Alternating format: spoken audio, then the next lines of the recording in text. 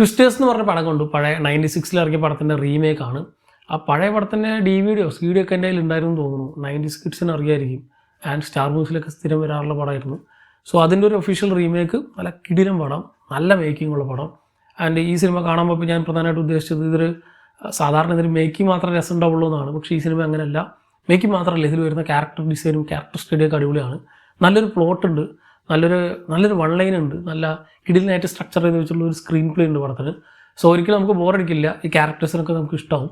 സാധാരണ ഇങ്ങനത്തെ സാധനങ്ങളൊക്കെ അതിൻ്റെ ആ ഒരു തിയേറ്റർ എക്സ്പീരിയൻസിനും ആ ഒരു ദൃശ്യവിസ്മയത്തിനും മാത്രമായിരിക്കും നമ്മൾ പോവുക. പക്ഷെ ഇതിൽ അങ്ങനെയല്ല. എനിക്ക് ചില സമയത്തൊക്കെ തോന്നിയത് മേക്കിങ്ങിനേക്കാൾ കൂടുതൽ ക്യാരക്ടർ ഓറിയൻറ്റഡ് ആവാനായിട്ട് അല്ലെങ്കിൽ ക്യാരക്ടേഴ്സിനോട് നമുക്ക് അടുക്കാനായിട്ട് കുറേ സിനിമ ശ്രമിക്കുന്നുണ്ട്. അത് ഒരു 99% വർക്കൗട്ട് ആയിട്ടുണ്ടെന്ന് എനിക്ക് തോന്നി. കാരണം ഇതിൽ വന്നു പോകുന്ന എല്ലാ ക്യാരക്ടേഴ്സിനും ഈക്വൽ ഇമ്പോർട്ടൻസ് ഉണ്ട്. ചില നേരത്തൊക്കെ നമുക്ക് പ്രഡിക്റ്റബിൾ ആയിരിക്കും, ഇതിങ്ങനെ ആയിരിക്കും നടക്കാൻ പോകുന്നൊക്കെ അറിയുമെങ്കിലും അതിനെ സ്ട്രക്ചർ ചെയ്ത് വെച്ചിരിക്കുന്ന വിധം നല്ല രസമുണ്ട്. സോ ഇങ്ങനൊരു പടത്തിൽ ഇത്രയും ഡെപ്ത് ആയിട്ടുള്ള അല്ലെങ്കിൽ ഇത്രയും മെനക്കെട്ടിരുന്ന ആ ഒരു ക്യാരക്ടേഴ്സിനെ നമുക്ക് അടുപ്പിക്കേണ്ട ആവശ്യമൊന്നും ഉണ്ടായിരുന്നില്ല.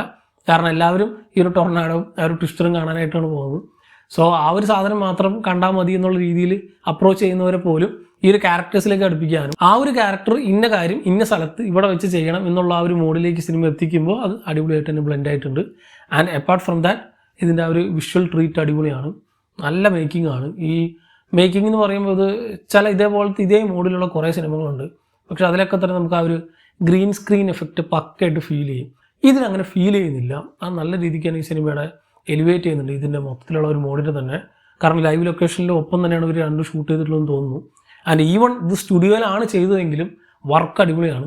നല്ല കിടിലിനായിട്ട് ആ ഒരു വലിയ ആ ഒരു എപ്പിക് ഗ്രാൻഡ് സ്കെയിലിൽ അതിനത് ഫീൽ ചെയ്യുന്നുണ്ട്. ആ ഒരു ടെറൈൻ എസ്റ്റാബ്ലിഷ് ചെയ്യുമ്പോഴും ആ ഒരു അറ്റ്മോസ്ഫിയർ മുഴുവനായിട്ട് കിട്ടുമ്പോഴും നമുക്കൊരു ആ ഒരു തിയേറ്റർ ഫീൽ ഉണ്ടല്ലോ, അത് പക്കയായിട്ട് കിട്ടുന്നുണ്ട് ഈ ഒരു പടത്തിൽ നിന്ന്. സോ തീർച്ചയായിട്ടും തിയേറ്ററിൽ തന്നെ പോയി എക്സ്പീരിയൻസ് ചെയ്യാമെന്ന് പറയാം. ഞാൻ ഈ പറയുന്ന പോലെ ഇതിന് പഴയ പാർട്ട് കാണണമെന്നൊരു നിർബന്ധമില്ല. ആൻഡ് അതുമായിട്ട് ലിങ്ക് ചെയ്യുന്ന ഒരു തരത്തിലുള്ളത് ഒന്നുമില്ല. എല്ലാം പുതിയതാണ്, പുതിയ ക്യാരക്ടേഴ്സാണ്. പഴയ പടമായിട്ട് യാതൊരു ടൈപ്പുമില്ല.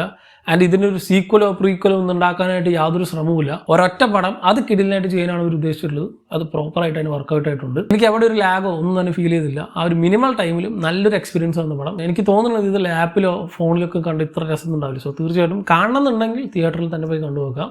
നല്ലൊരു എക്സ്പീരിയൻസ് ആയിരിക്കും. കണ്ടവരുണ്ടെങ്കിൽ നിങ്ങളുടെ അഭിപ്രായം പറയാം. മറ്റൊരു വീഡിയോയോട് വീണ്ടും കാണാം. നന്ദി.